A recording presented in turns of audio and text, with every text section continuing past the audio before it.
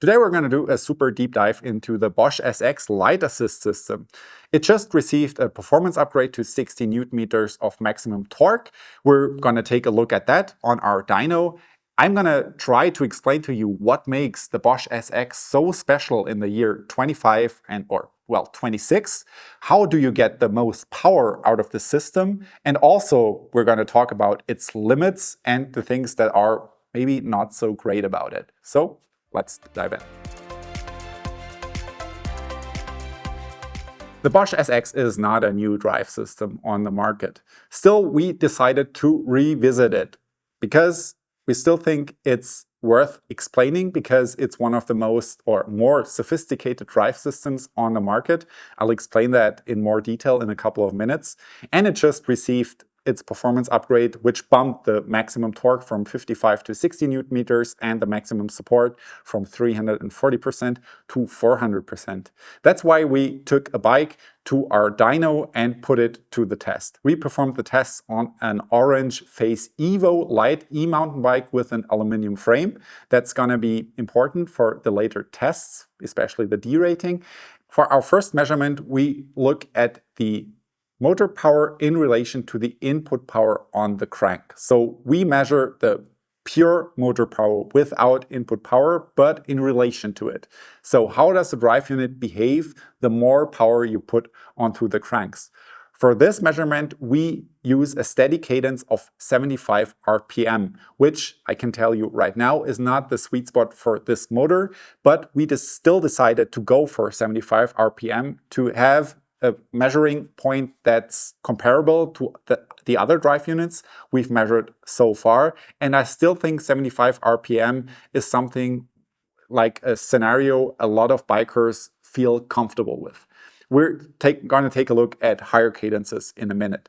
But for this strict power measurement at 75 RPM, we can see that in turbo mode, we hit the power ceiling of the drive unit at around 100 watts, where it reaches a power plateau at around 350 watts of output power, which is well below the 600 watts of maximum power that Bosch claims the SX motor to have. And if we compare this to the Bosch CX Gen 4 or Gen 5, we can see that it's very similar up to the point of 100 watts of input power, where the SX drive units obviously go on and are a lot more powerful, and the SX reaches its limit. However, like I said, this is not a best case scenario for the SX motor, because you can already tell looking at the technical specifications of the SX motor, where we have a max output power of 600 watts, which is equal to the Bosch CX Gen 4 or the Gen 5 without its performance upgrade. However, the maximum torque is only 60 Newton meters now after the upgrade, which means to reach this high of power, we need a lot of cadence. And we can see that looking at our cadence graph. Here, we decided to deviate a little bit from our usual measurements, because usually our cadence measurement is done at a steady input power of 130 watts, because we usually want to replicate a touring scenario, like an everyday scenario.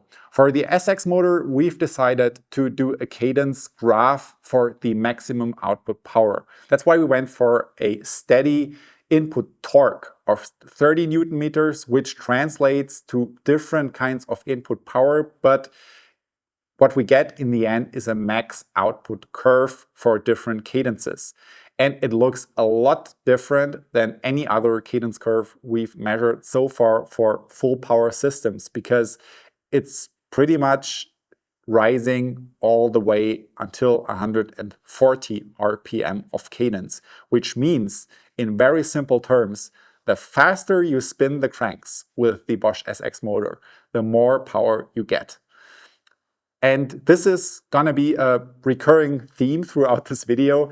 This is a very, very cadence sensitive motor, and this is also one of the first things you have to keep in mind if you think about getting a bike with the SX motor. If you're the kind of rider who doesn't mind spinning the cranks a little bit faster, this might be like the perfect drive system for you, because it bridges the gap between light assist and full power in those scenarios.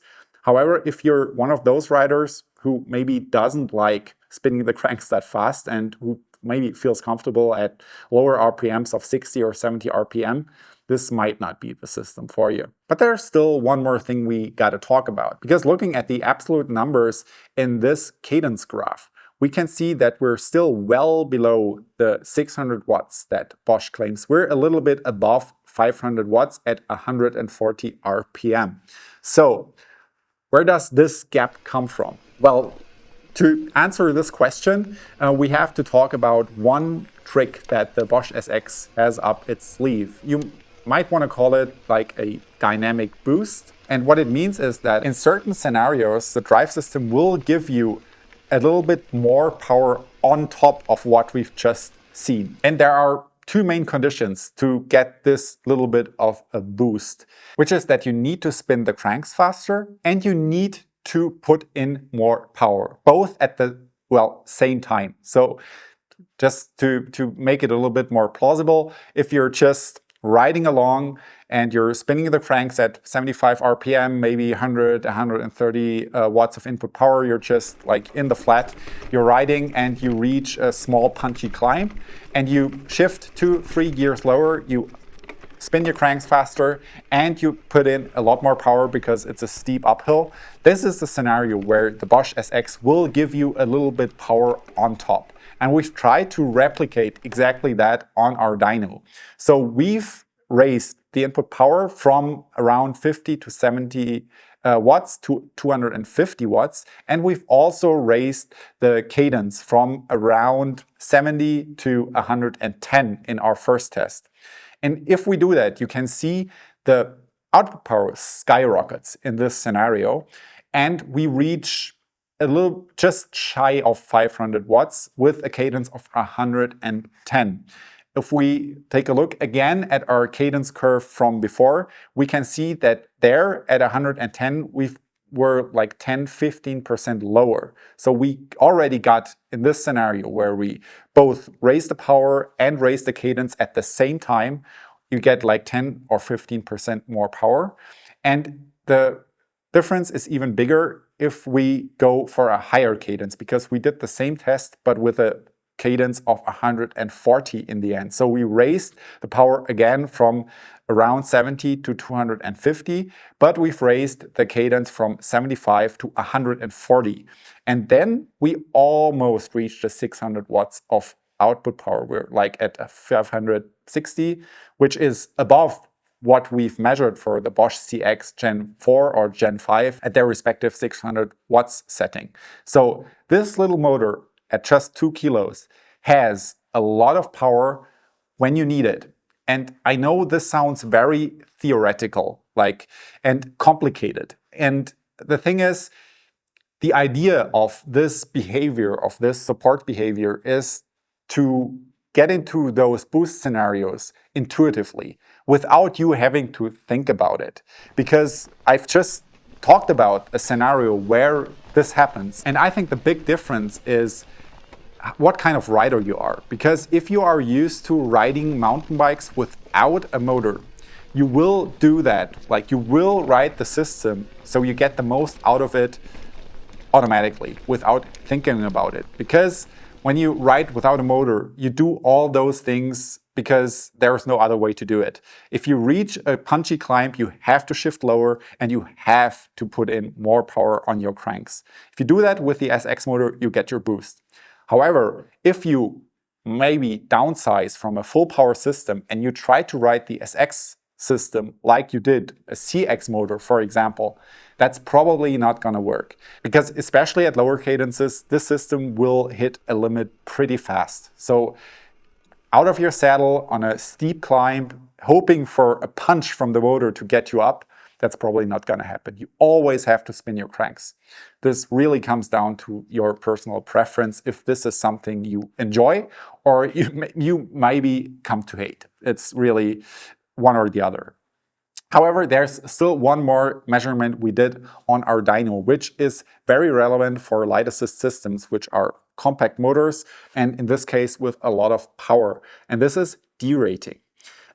We did the same test for the SX motor as we did with all other drive systems. So 20 minutes of 250 watts of input power at a cadence of 75 RPM, which is not the max power scenario for this motor we've seen before, but so we can compare better to other drive systems. And we let the system run measuring the power.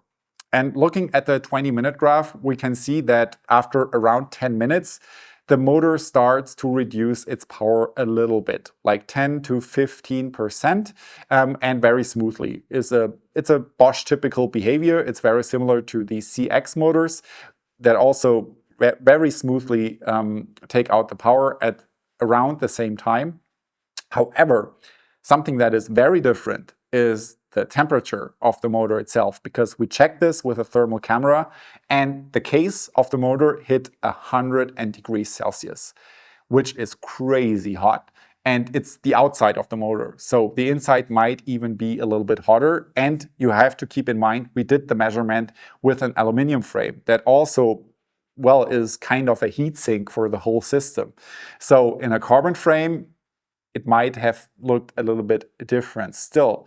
And I'm being this cautious because, to be honest, I was surprised after our derating test, because the SX motor is one of the very few drive systems where I've experienced very strong derating in the past in like everyday riding. Granted, it always happened during the summer at hot temperatures like 30 degrees or above, and during long climbs, like 600, 700, 800 meters of climbing, like steady climbing without a pause. But it happened to me and to some friends where the motor reduced its power like significantly. It not only like the 10 or 15% we've just seen, but a lot more. So keep that in mind. If you are that kind of rider, hot climate, very long climbs, maybe a little bit on the heavier side, maybe look for something else. This might not be the system for you. Despite our graph on the dyno, like all the theoretical measurements looking pretty good, it's not the best out there when it comes to derating. That I have to tell you from my practical experience. And yeah, talking about riding experience, let's dive into that, because the system's been on the market for quite some time and I've had the chance to ride it in vastly different bikes, from, I don't know, compact cargo bikes to city bikes to all kinds of e-mountain bikes.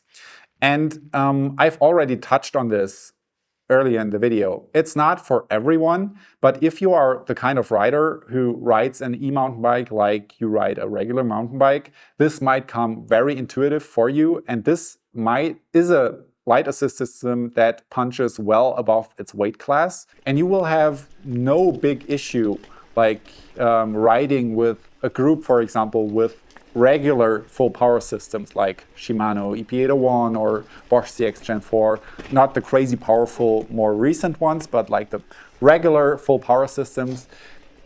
You are okay with an SX motor. You might still be okay riding in a group with other bikes like this.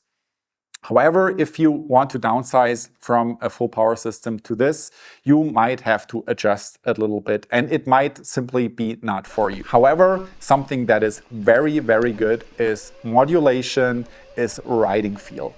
And I know Bosch has been criticized a lot lately, and in some points it's justified. For example, the whole charging thing with the slow chargers, and also one or two other minor things. But with respect of riding feel, of modulation, of the features those drive units have, of the support levels, extended boost, EMTB+, traction control, all those things, Bosch did an excellent job in the past couple of years. And it's also true for the SX system. It rides so nice. Like the pedals are glued to your feet. Climbing is a breeze. Also in technical terrain, it's just a very, very good system. And I really don't have anything to complain when it comes to that. When it comes to noise, on the other hand, it's not perfect. Going uphill, it's fine. I think it's a little bit more quiet than a Shimano system or the Bosch CX Gen 4.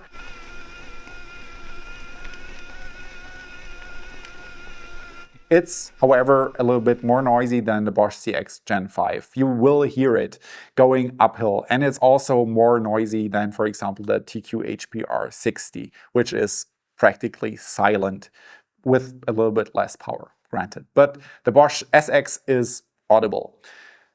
And the same is true on the trail, and this might be one of the bigger problems of this drive system, especially for the e-mountain bikers out there, because the motor rattle on the SX can be very distracting. It is different from bike to bike, from drive unit to drive unit. For example, the Orange Phase Evo that we took to our dyno is not silent, but it's not annoying, the rattle.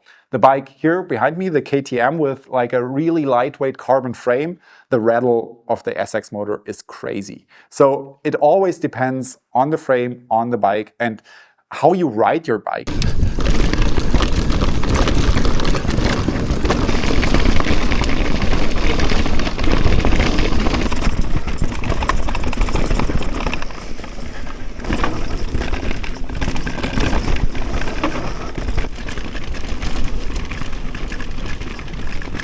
So if you're sensitive to this kind of noise, to the rattle, yeah, the Bosch SX is not perfect and you might have to look somewhere else. So yeah, all in all, the Bosch SX, after its upgrade, before its upgrade, it's a very special light assist system that can punch well above its weight class and its size if you know how to handle it, if it aligns with your riding style. It's pretty unique on the market. There's nothing like it out there, but it's not for everyone. So yeah, let me know what you think about the SX system. All the Bosch SX riders out there, leave a comment, your experience, what kind of riding you do, what's your experience with the drive system. I always appreciate feedback. Also, we're happy to see you comment on this video, leave a like, subscribe to the channel for more tests like this, and I'll see you very soon. Take care. Bye-bye.